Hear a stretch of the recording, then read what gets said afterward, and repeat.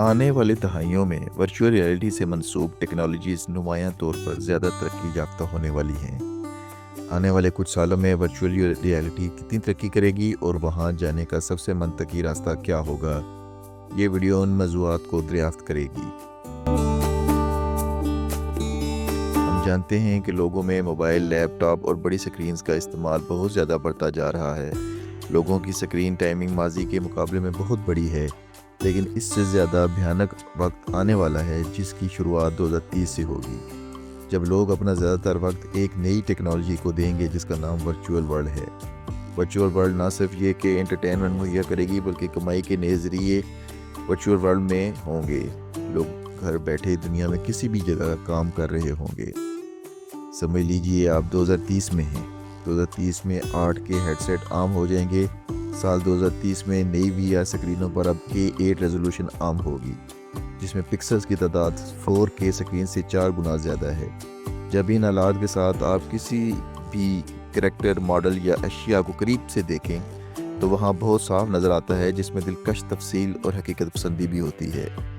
دیگر آلات کے اپ گریڈ کی وجہ سے وی آر گیمز میں بھی صفر کے قریب تاخیر اور وسیع فیل ہوگی۔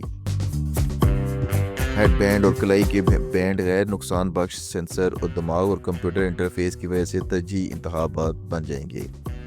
یہ آلات بیٹا، گیما اور دیگر دماغی تالوں کو اسکین کرتے ہیں، جو مسائل کو حل کرنے میں مددگار ہوتے ہیں اور واقعیت کے کاموں کے عمل میں شامل ہوتے ہیں، اور پہننے والے کے دماغی ارادوں کو اعمال میں تبدیل کرتے ہیں۔ دماغی کمپیوٹر انٹرفیس خود سگنل پر کارروائی نہیں کرتے، وہ ان سگنلز کو کنسولز کے مواد کے وی آر بھیجتے ہیں جو ڈیٹا کو ڈیکرپٹ کرتے ہیں۔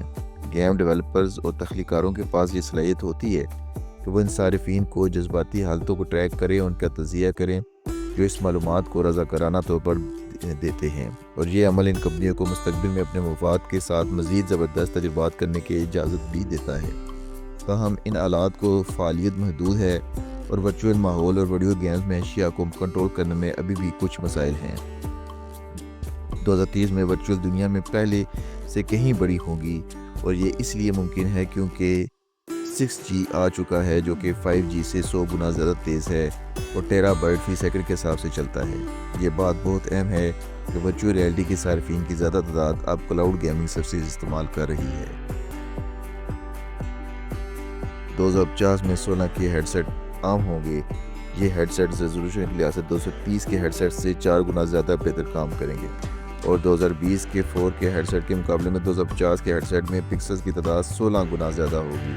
2050 کے ہیڈ سیٹ ایسی تصویری حقیقت پیش کریں گے کہ انسانی آنکھ کا حقیقی دنیا سے موازنہ کرنا مشکل ہو جائے گا۔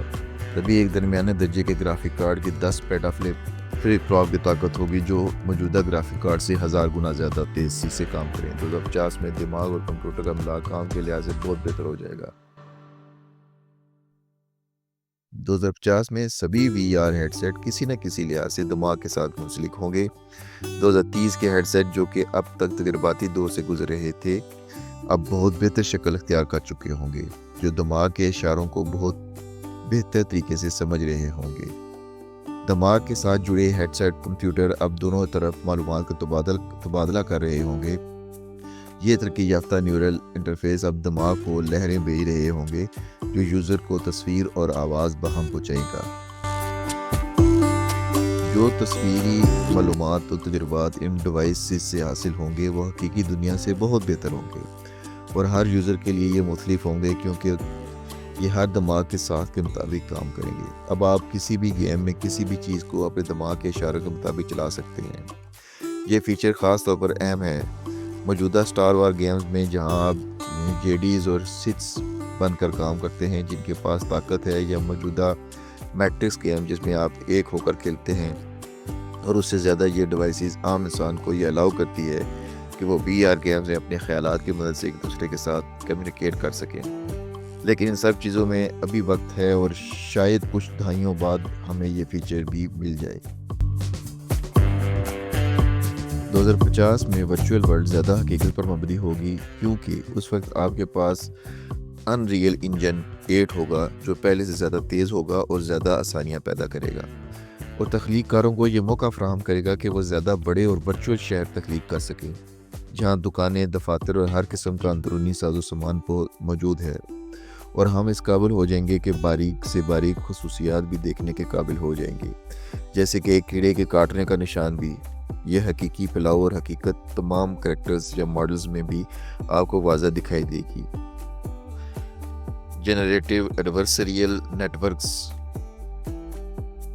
جینز اب اس قابل ہو جائیں گے کہ کسی بھی چیز کی خصوصیت جیسے بال، مختلف قسم کے اجسام یا کپڑوں کی لاتعداد خصوصیات تخلیق کر سکتے ہیں، کیونکہ تب تک نیورل نیٹ ورکس جس کی بنیاد پر یہ جینز کام کرتے ہیں ان کو ایک بہت بڑا اور ویژول ڈیٹا فراہم کیا جا چکا ہوگا۔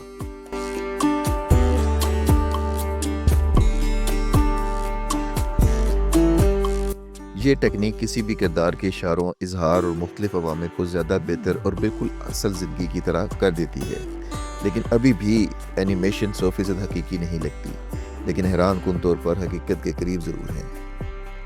اور اب جبکہ میٹا ہیومنز کا لیٹسٹ ورژن آ چکا ہے، ہم اس قابل ہو چکے ہیں سینکڑوں ایسے کردار تخلیق کر سکیں گے جس کی اپنی مخصوص شخصیت اور زندگی کی کہانی ہوگی۔